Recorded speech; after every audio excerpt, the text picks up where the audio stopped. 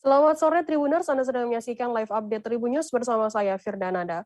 Sore ini akan kami sajikan informasi terkini dan menarik untuk Anda yang dilaporkan secara langsung oleh reporter kami di lapangan.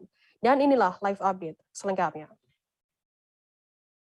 Kita ke berita pertama, Saudara. Jembatan kaca di objek wisata Buntu Burake, Kecamatan Makale, Tanah Toraja retak Rabu 23 Februari. Kaca yang retak pada bagian sebelah selatan jembatan. Keretakan terjadi secara merata di salah satu lembaran kaca jembatan.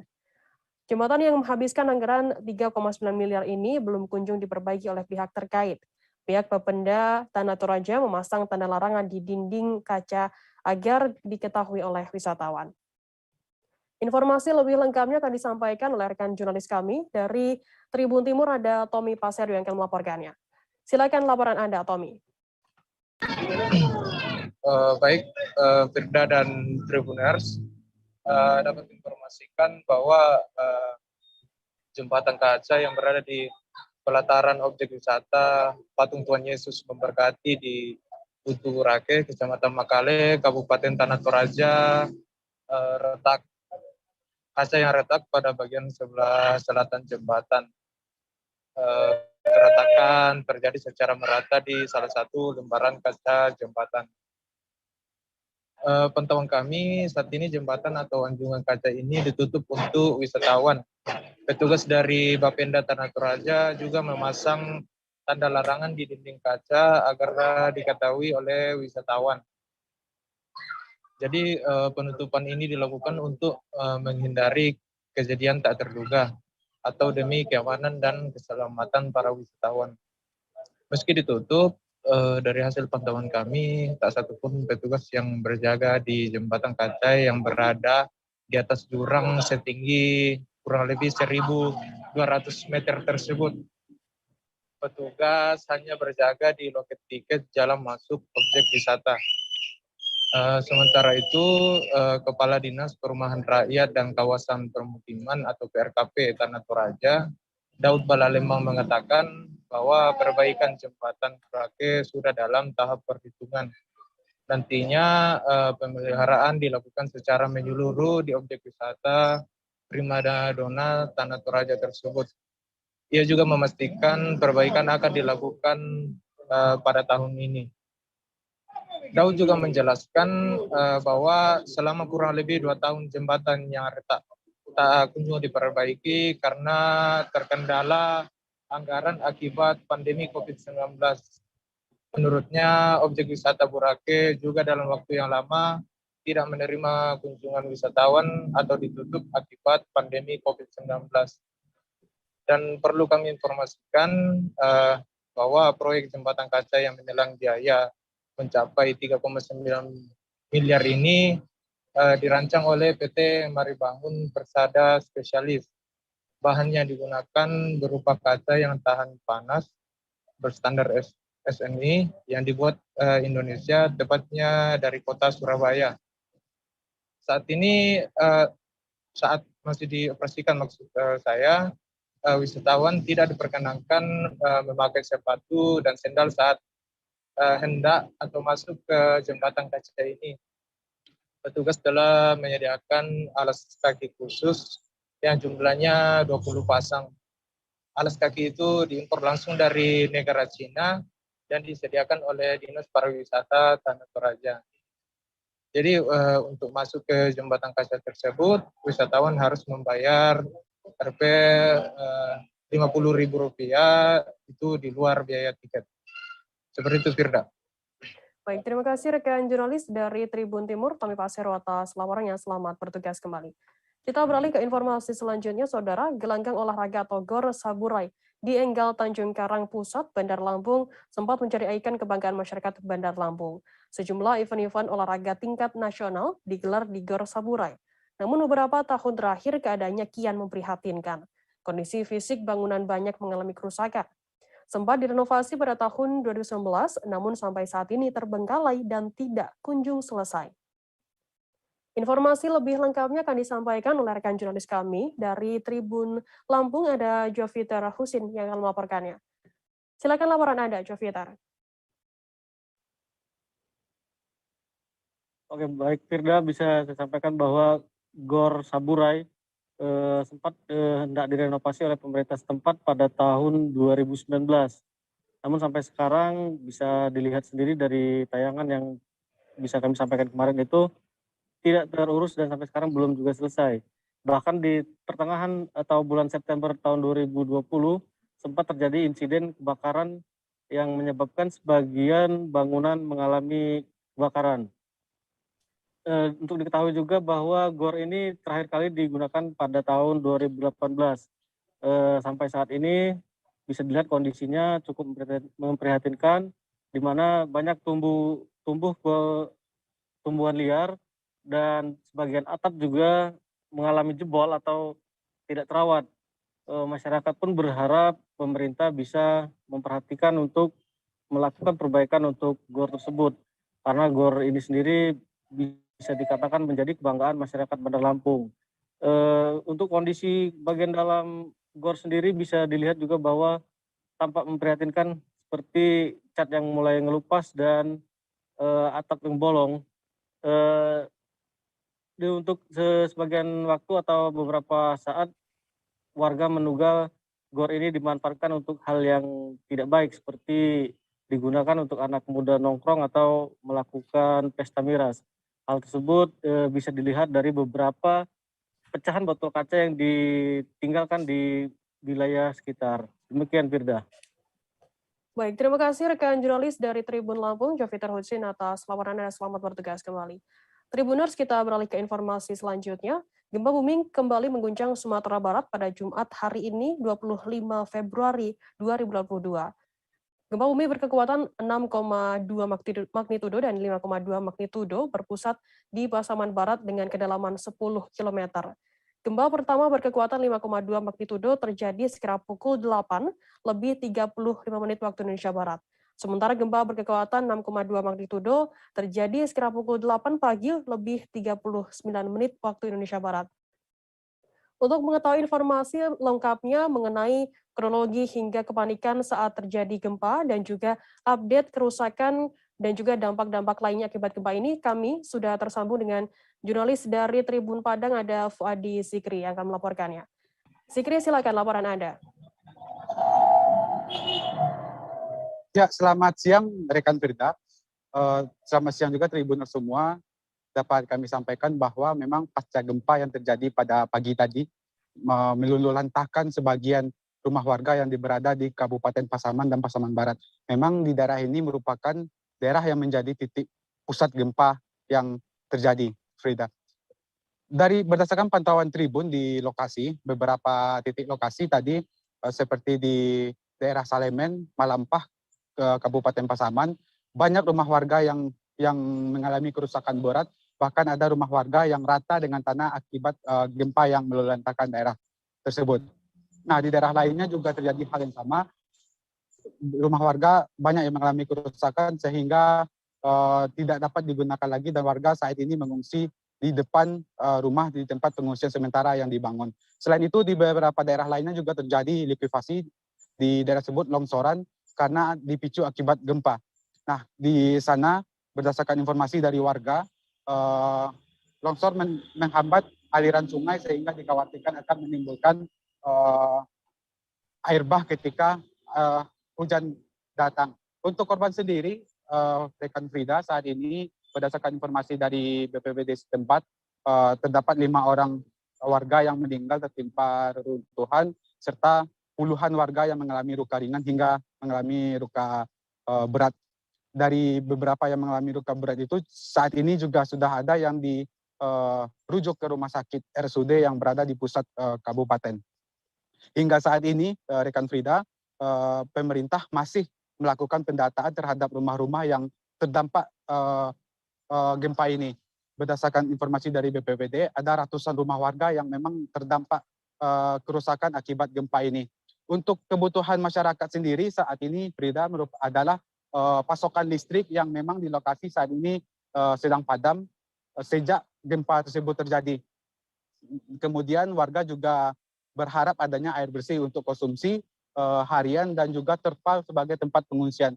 Memang saat ini warga hanya menggunakan tempat-tempat sisa dari perkebunan yang dibangun untuk tempat berteduh di luar rumah. Demikian Frida dapat disampaikan. Baik, terima kasih rekan jurnalis dari Tribun Padang atas laporannya. Tadi laporannya ada ratusan rumah warga yang terdampak dari gempa 6,2 skala Richter yang mengguncang di Sumatera Utara. Kita beralih ke informasi selanjutnya, Saudara. Jelang aksi damai 2502 yang digelar Persaudaraan Alumni 212 di depan Kedutaan Besar India di Gamator Kuningan, Jakarta Selatan, polisi telah menyiapkan skema pengamanan. Sekitar 400 personel gabungan dikerahkan untuk mengamankan aksi yang bertema solidaritas untuk Muslim India tersebut.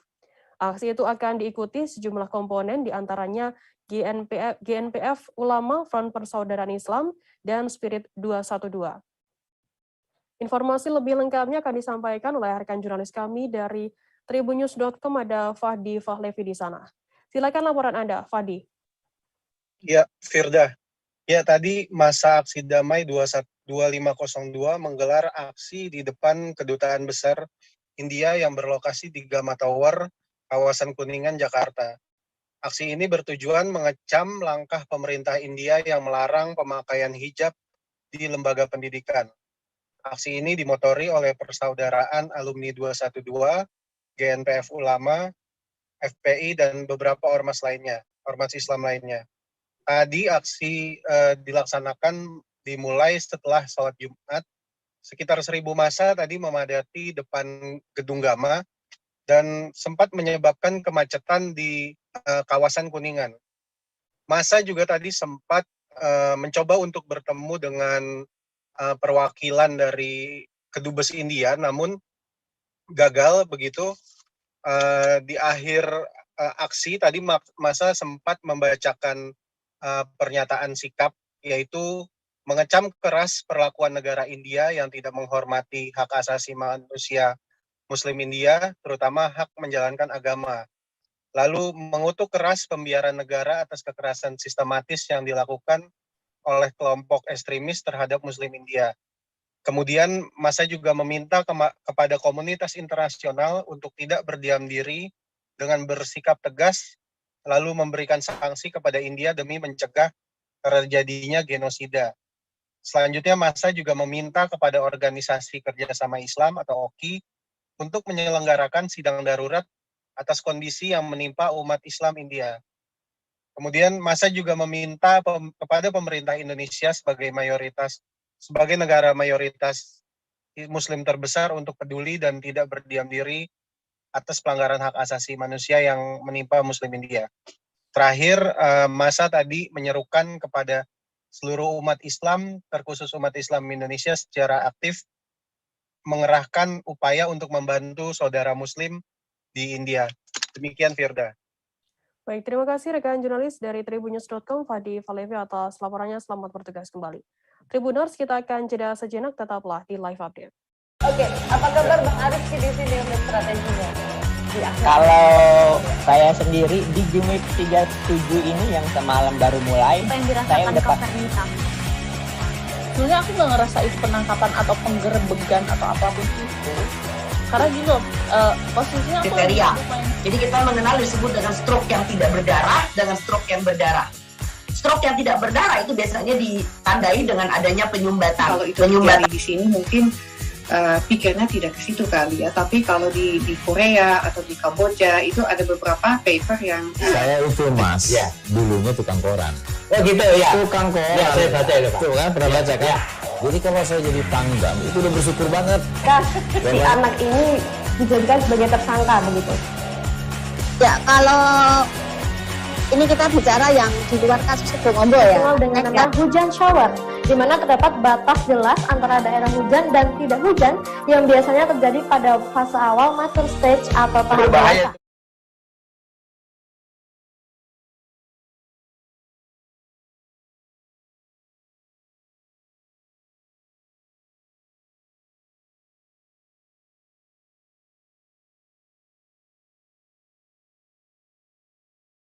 Ya. Tukang koran. Ya, saya baca itu Pak. Tuh kan pernah baca kan? Ya.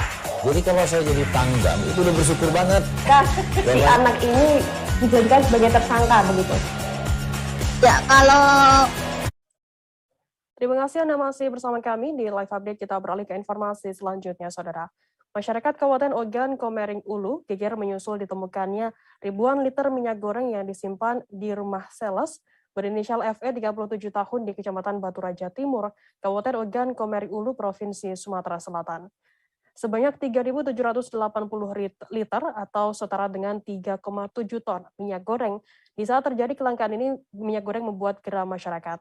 Temuan 3,7 ton minyak tersebut ditemukan dalam 210 jerigen, setiap jerigennya berisi 18 liter. Informasi lebih lengkapnya akan disampaikan oleh rekan jurnalis kami dari Sriwijaya Post, ada Leni Juwita yang akan melaporkannya. Silakan Leni, laporan Anda. Baik rekan Firda, kita informasikan kepada pemirsa Tribun News bahwa terungkapnya kasus dugaan penimbunan minyak ini menyusul telah dilakukan sidak oleh PLH Bupati Ogan Komering Ulu bersama Kapolres Oku dan aparat terkait. Kemudian di saat sedang dilakukan sidak, lalu ada laporan dari Intel Polres yang menyebutkan ada dugaan penimbunan minyak di salah satu rumah warga di kawasan Jalan Raja Wali. Saat itu aparat sedang melakukan sidak di 4 lokasi distributor minyak goreng resmi. Namun begitu mendapat informasi ada dugaan penimbunan minyak di lokasi yang tidak resmi, bukan gudang, akhirnya Kapolres Oku bersama PLH Bupati Oku dan tim terkait terpadu langsung menuju ke lokasi. Sesampai di rumah tersebut, memang ditemukan 3.000-an liter minyak goreng dalam kemasan jerigen. Nah, selanjutnya saat itu juga ada salah seorang yang mengaku sebagai sales minyak goreng berinisial FE. Nah, untuk mengantisipasi terjadinya hal-hal yang tidak diinginkan, sales berinisial SE berikut barang buktinya ribuan liter minyak goreng tersebut langsung diamankan ke Mapolres Oku. Nah, saat ini kasus ini terus didalami dari aparat kepolisian karena di saat ini juga sedang terjadi kelangkaan minyak goreng di Kabupaten Ogan Komering Ulu. Nah, temuan ini menjadi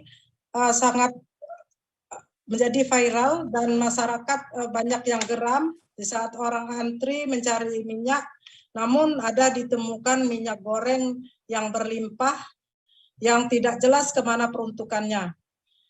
Langkah-langkah yang dilakukan polisi adalah dengan memanggil distributor yang didatangkan dari Palembang. Kemudian minyak-minyak goreng tersebut juga sudah diamankan di Mapolres Oku. Saat ini 6 saksi sudah diperiksa. Polisi masih menunggu lebih lanjut untuk menangani kasus ini, apakah ada penyimpangan, apakah benar-benar menimbun atau memang ada peruntukan seperti untuk industri. Nah, saat ini polisi masih mendalami kasus tersebut. Apabila nanti ditemukan memang barang tersebut ditimbun, maka akan dilakukan proses hukum lebih lanjut.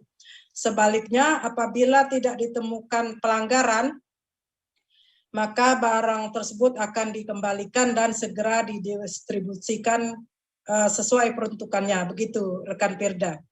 Baik, terima kasih rekan jurnalis dari Sriwijaya Post, Leni Juwita atas laporannya. Dan tadi Tribuners, Leni juga sudah menghimpun keterangan dari PLH Bupati Oku, Dr. Andes Haji Edward Chandra, dan juga Kapolres Oku AKBP Danu Agus Purnomo. Berikut liputannya untuk Anda.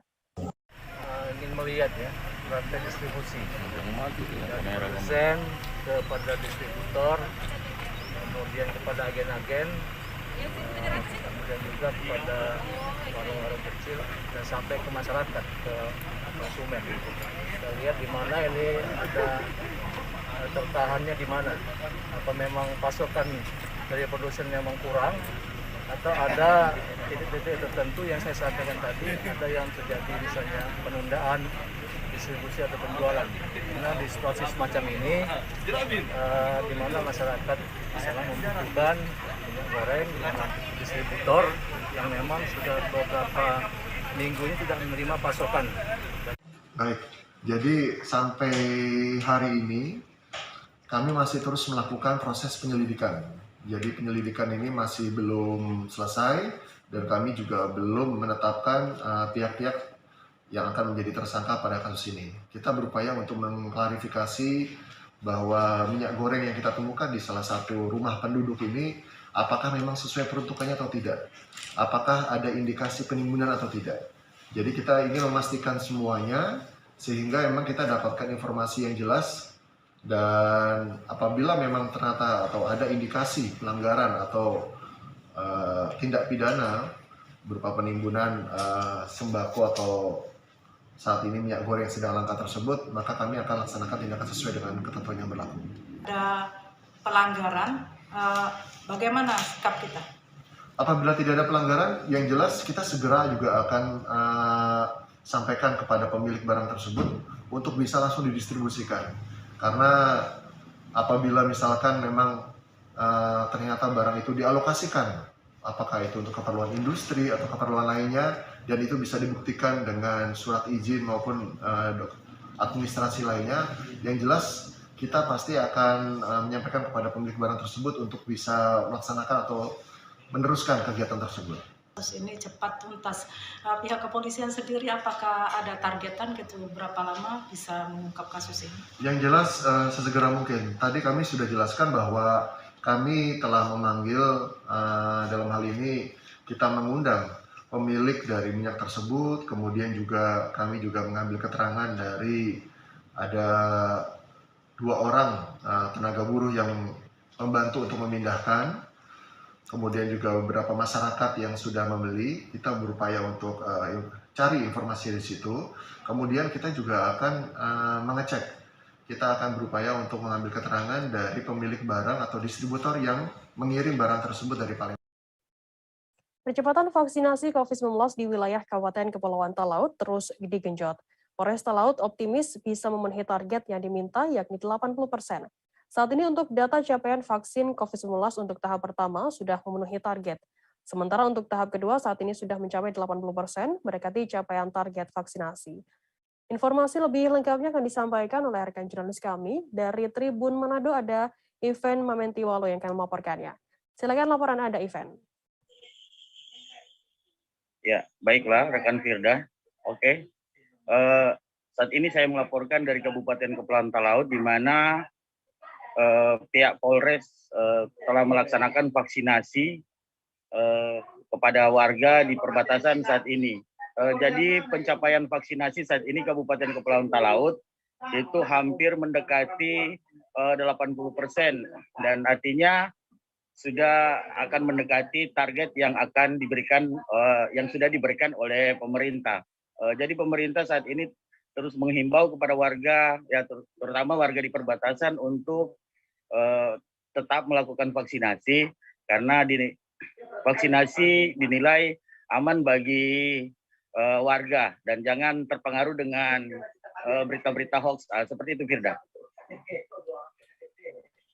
Ya, baik. Terima kasih rekan jurnalis dari Tribun Manado, Ivan, atas laporan Anda. Dan tadi Tribuners, Ivan juga sudah menghimpun keterangan dari Wakapolres Talaut Kompol Demetrius Lariwo. Berikut liputannya untuk Anda. Jadi sesuai rilis yang dari provinsi yang kami terima bahwa untuk Kabupaten Talaut sekarang sudah level 3, PPKM level 3. Jadi untuk Sulawesi Utara memang tinggal 1 yang level 2 daerah Bolmong Timur, Bolmong Utara, Bolmut. Yang lainnya level 3 maupun level 4. Jadi kalau level 4 sudah merah itu ada 4 nggak salah. Tapi ada semua di daratan. Manado, Minahasa, Bitung, Minahasa Utara, termasuk Sangihe. Tapi kita di sini masih level 3. Untuk pengamanan Pak di di pintu-pintu masuk atau seperti apa? Ya sekarang lagi digencar ini. Jadi untuk khusus para penumpang kapal laut, jadi sudah ada petugas yang vaksin ketika para penumpang yang berangkat ke Manado atau tempat yang lain kalau belum vaksin akan dilayani di pelabuhan. Itu setiap hari kapal, hari Selasa, Kamis dengan Sabtu. Pelaksanaan vaksinasi anak usia 6 hingga 11 tahun terus digencarkan di Kabupaten Tabalong, Kalimantan Selatan. Selain pemerintah Kabupaten Tabalong melalui Dinas Kesehatan setempat, vaksinasi juga didukung oleh Kodim 1008 Tabalong dan Polres Tabalong. Seperti dalam pelaksanaan yang dilakukan oleh jajaran Polres Tabalong pada Kamis 24 Februari di Pendopo Bersinar, Kelurahan Pembataan, Kecamatan Murung Pundak, Kabupaten Tabalong, Kalimantan Selatan. Vaksinasi bagi anak usia 6 hingga 11 tahun ini juga bertepatan pemantauan yang dilakukan oleh Kapolri secara virtual melalui video conference. Informasi lebih lengkapnya akan disampaikan oleh rekan jurnalis kami dari Banjarmasin Pos, ada Doni Usman yang akan melaporkannya. Silakan Doni, laporan Anda. Baik rekan Firda dan Tribuners, dapat saya laporkan semenjak dicanangkannya vaksinasi anak usia 6-11 tahun di Kabupaten Tabalong, Provinsi Kalimantan Selatan pada 13 Januari 2022 yang lalu oleh Bupati Tabalong, Haji Anang Sahfiani, kegiatan vaksinasi anak ini terus digencarkan bersamaan dengan vaksin bagi sasaran lainnya. Dalam upaya percepatan cakupan vaksinasi ini, pemerintah Kabupaten Tabalong memang mendapat dukungan penuh dari Kodim 1008 Tabalong dan jajaran Polres Tabalong, di mana vaksinasi